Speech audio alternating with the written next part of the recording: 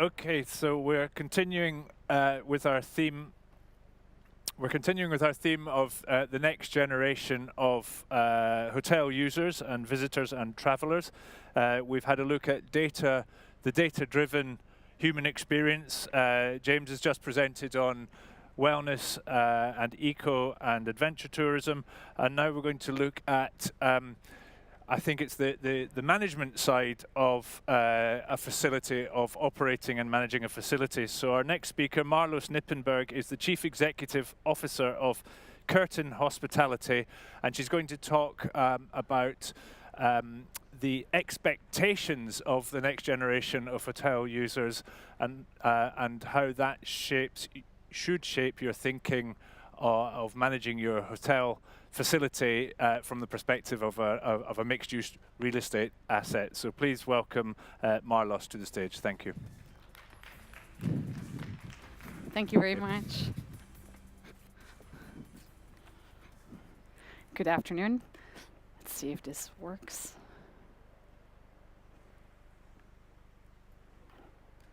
Ah, perfect. Go back.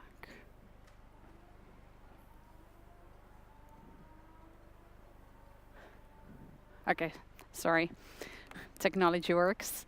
So creating more than hotel rooms alone, and looking for a blend between real estate and where hotels fit in. So let's get to this part first. One of my new favorite subjects. We talked about millennials for a very long time, and there is a new generation coming, which is Generation Z. This generation, and interestingly that we're in the GCC, half of the population is actually under 30. And you'll see by 2050, these guys are going to pretty much rule. So whatever we're planning for now has to be attractive for this new generation to come. Nowhere else in the world it is like here. And that brings us straight away to what they want and how this is transforming and what this does for your own real estate. We talk about hotel rooms and we came in as mixed use operator purely because when we say mixed use, most people say, okay, so that's a shopping mall and that's some service apartments, or that's a hotel and that's some F&B. The classical ways of looking at a piece of real estate. When we say mixed use as the new generation, it actually means an ecosystem. And to create an ecosystem, this actually means that there should be an ease of use. There should be an ease of consumption. And to create ease of consumption, you have to do more than just build a great piece of real estate or a great asset. And it goes way beyond percentages of back of house areas, front of house areas, how much of what and which element is important. Augmented reality and artificial intelligence. I was in Berlin at a different conference a few weeks ago. As hospitality operators, we were still talking about if we should have a kiosk where you can check yourself in the lobby, yes or no. When you look at the airline industry, they're actually way ahead of this. They're doing this for 10 years. We're all used to checking ourselves in, take it, go to the airport. We never see anybody. And if we have to see somebody, most of us are pissed off because either we had to check in a piece of luggage or it takes way too long, or if you can avoid, you would avoid. In hospitality, we didn't go that far. And then when you take that further to real estate, when we talk about service departments, we're still talking about having a concierge desk, some form of services, i.e. facility management and housekeeping, and that's pretty much as far as it goes. When you look at the kind of data we can generate from the new generation and that we're already generating, we're still talking about protecting the data. Well, we've seen that protecting it seems to be very difficult. Generation Z is saying, well, I know that you're generating all of this data. I know that you know everything about me. I know that you can't protect it. Now use it. So artificial intelligence is much closer than actually we have any idea about. When you look at airports, airlines, they're already talking about what's the next level of artificial intelligence, what's the next level of security. They're already way beyond the kind of offering that we're still looking at, how to open a door in any piece. Retail shift to online. It's something, I travel 250 days of the year. And it's not a matter if I like it, I don't like it, I love it, I don't love it. But I stay in different kind of projects at different places, and I still work with my laptop somewhere in a small corner just to try to get something done. But when you look at my shopping behavior, for example, and I'm not a Generation Z, I can barely go to retail, but I also can't shop online because I'm not home to get anything delivered. And if I try it on and it doesn't work, I can't send it back. So my shopping behavior becomes even worse and even different. So the retail element that you put in a mixed-use development has to be integrated in such a way that it's attractive for the consumer in that building. And that, how does that relate to hotel rooms and how to look further than hotel rooms? When I come to a hotel room, I'm coming to a city for a certain reason. Either I don't want to be bogged down with anything that's inconvenient and that steals my time because I don't have any of it. So whatever you can do to keep me in that building or to give me facilities of ease, I will make use of it. Shop and shop. It's something that we're talking about the next generation, and we talk about great design of the lobby. There is co-working concepts for the young generation who are now putting their co-working into supermarkets. The next thing will be co-working in a fashion brand. Banks, it's no longer that banks are looking at how they can facilitate their consumer really well. There's banks who are putting their bank branch in a Starbucks, or a Starbucks putting their branch in somewhere else. This concept, it's already happening, it's already moving. And the way we still look at it is we still go into percentages and we still plan the real estate, but not the consumer. So empowering the community minded. And this is the part where we talk about communities. But to build a community, you need to create an ease of use. And when you create an ease of use, that means if I'm consuming something in my service department or in my hotel room, I need to be able to charge this somewhere. I need to be able to connect to somebody.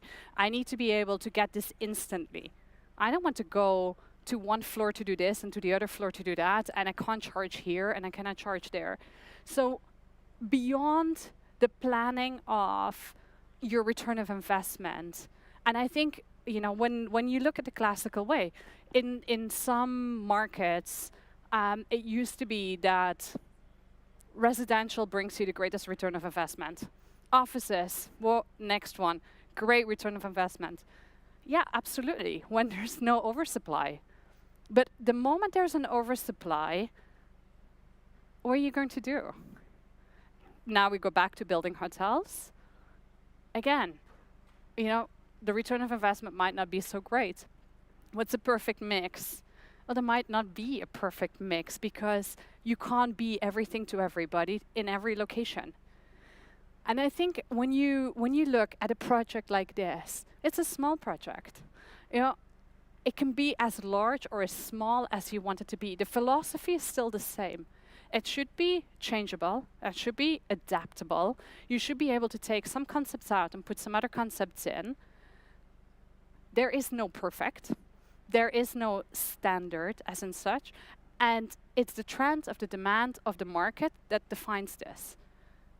So how can you look beyond your hotel or beyond your development? And serviced offices. In our project in Jeddah, we've for the first time taken out the meeting rooms.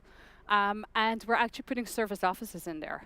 So you can book a room, and you can book a serviced office as well. So for the 5 days, the 4 days, the 3 days, the one night you're staying there, you can actually sleep and work and go from there.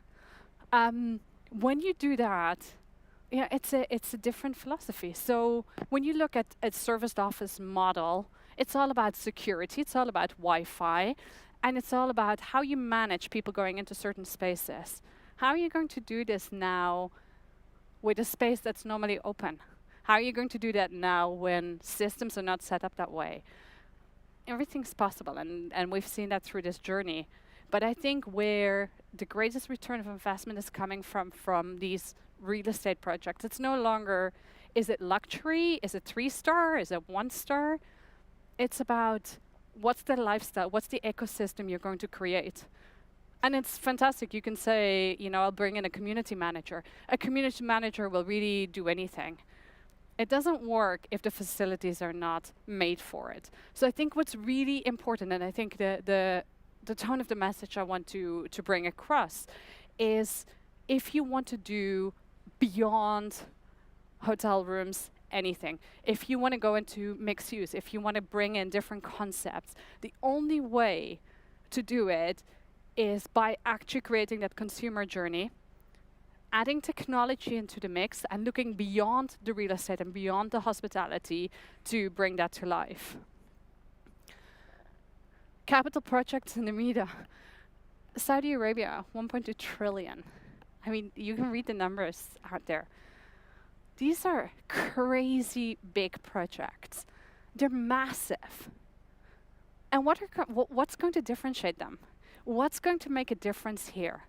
Are they all going to bring the residential tower with the office tower next to the park, because now we're all talking a bit about green and some form of green needs to be implemented? How are all these projects going to differentiate themselves, and how are they all going to be attractive to people who decide instantly what they want, where they want, and how they want it? I think that's something to really think about before, not before building anything, but as going through that journey, so you actually can adapt and we don't create 7 times the same thing in different countries and then fight for the same consumer.